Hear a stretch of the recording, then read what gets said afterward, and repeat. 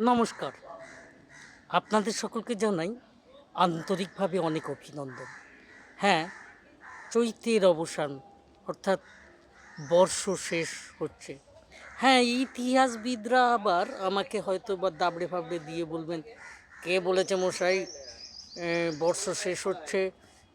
তারা অনেক প্রমাণ দিয়ে অন্য তারিখগুলোকে বর্ষ শেষ বা বর্ষ শুরুর কথা বলবেন। হ্যাঁ, আমি তো দেখেছি, এসব জানি আমিও। বৈদিক নববর্ষ চৈত্রের ১ম-এ।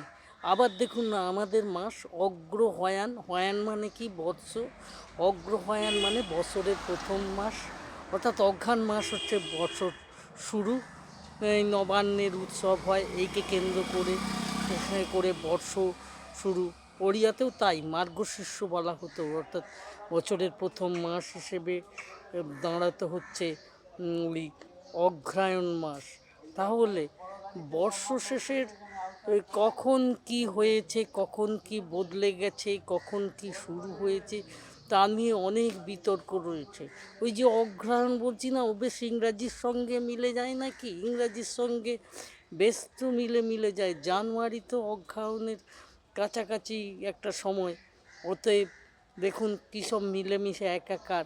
সেই সবের কথা এখন বলছি না, বলবো না। তবে বিতর্কটা এসেছিল যে বর্ষ শুরু কোন দিনটা, তাই এই কথাগুলি এখন বললাম। আপনাদের সকলকে নমস্কার জানিয়ে এখন আমার কথা বলা শেষ করলাম। নমস্কার।